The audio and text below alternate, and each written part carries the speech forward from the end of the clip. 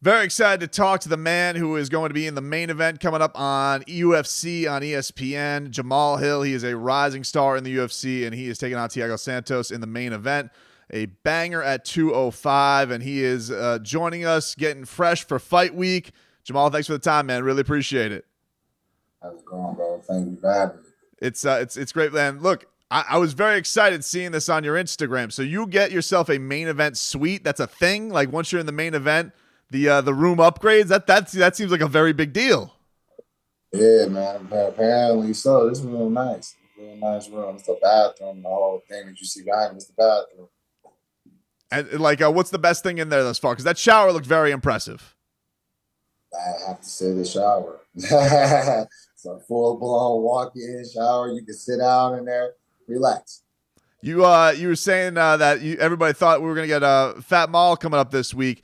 Robert Whitaker has said this too. He has a fat man persona that makes him happier. He has fat Robert Whitaker. Do you have the same thing as a badass fighter when you're not starving yourself and getting yourself in condition? Is there a fat version of you that makes you a lot happier? There is.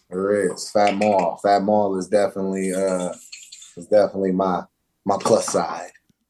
What is that? What is the go-to celebration meal? And what do you get? Do you get it after the fight or do you get it after weigh-in? I usually I don't have like a routine meal or anything like that. Usually whenever we fight out here in Vegas, we usually go to Nacho Daddy. Nacho Dad. Oh man, some supreme knowledge.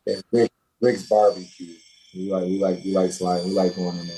That's good. That's good right there, Jamal. Now look, man, you've obliterated your last two opponents. You got a 5-round fight ahead of you.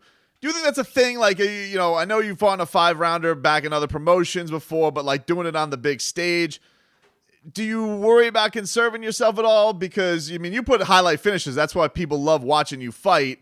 Is that anything of a concern going into this one? No, because it's how I train. I train to go 5 rounds. I train to fight as long as I need to. Every time I've been training for these type of fights. Only thing was I just didn't have to. They just weren't there. But I was training for them. So do you feel like that's an overrated thing that people always look for? Because I feel like whenever anybody's breaking down a young fighter and it's their first main event, which is obviously a big deal, but like they always are under the impression guys can't go 5 rounds. But you guys are always training for this, right? Like it's always under the impression that like you're gearing yourself up for the big stage. Competing against somebody, you're thinking about that, you're thinking about the wrong period. Because even if he does get tired, he can still punch you. He can still punch you and knock you out in the first 10 seconds. You know what I'm saying? So just I don't think he has the experience to even go that route. All right, just make sure that you can. So that way, if you can't, you can capitalize on it. You know what I'm saying? Because I don't know, man. I'm a little bit harsher of a critic than a lot of people are. You know what I mean? So, because like sometimes you'll see a fight happen and be like, oh, he took advantage of this. He just well, no, he did. The dude just couldn't do shit. He was able to it worked out for him, but he didn't capitalize on it in any significant way. It just benefited him. He didn't do anything impressive. Like I feel like a lot of times people are too easily impressed with things that aren't impressive. Is there like one that comes to mind recently where you thought like, man, people really they got the wrong impression of that fight?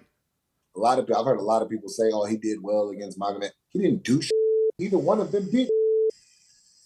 So you would say for a fight like this, like you would want to see, like this is one where you're going to try and bring the action to it. He's coming to fight. Whether he's coming to fight or not, that's up to him. But it's coming. You posted an old photo of you guys. Like, what is the memory of that? You posted like a selfie on social media. Is that an old picture? Like, do you recall what that's from? Yeah, that was from right the day after I got signed on Contender Series when I was going to the airport on my way back home. He was coming. He was outside the hotel waiting for a shuttle to go to the PI, and I was getting on the shuttle to leave. Man. Obviously, you see Thiago Santos. He just fought John Jones. Hell of a fight. Take a picture with him.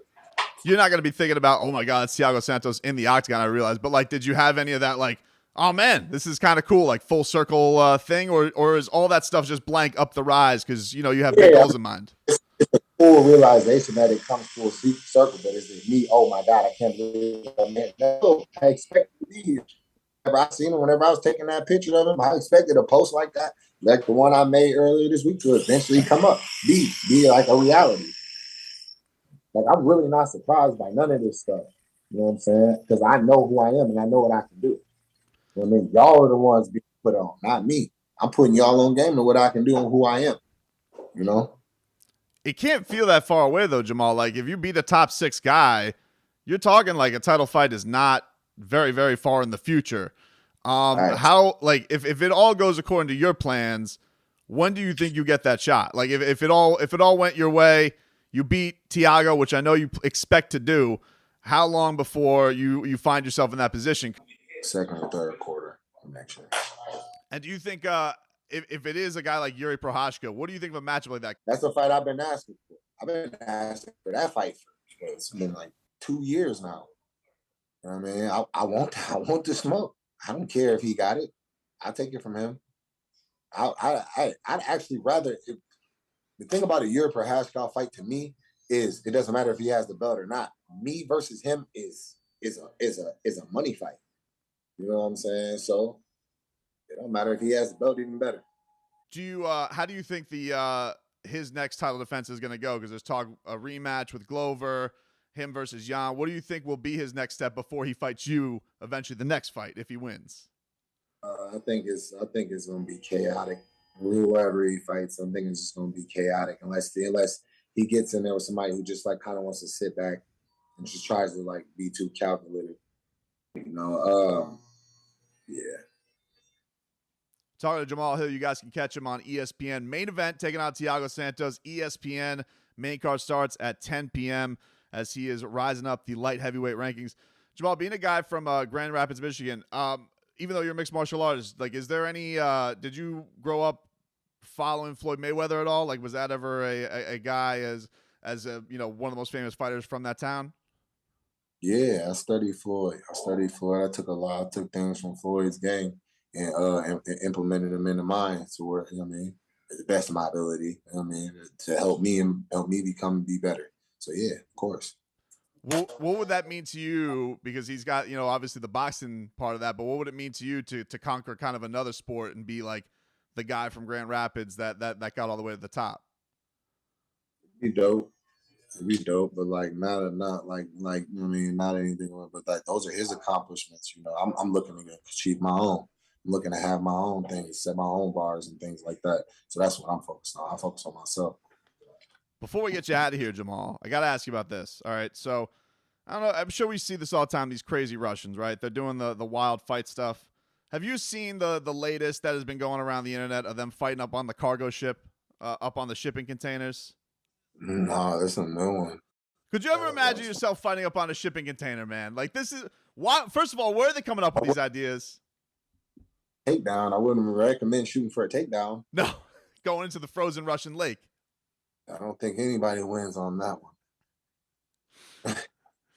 Oh man, well, we appreciate the time, man. You've been an unbelievable story, and like it's a show every time you go out there and fight, man. So we're looking forward to continue watching the journey to the top. Thank you. I appreciate it. All right, take care, Jamal.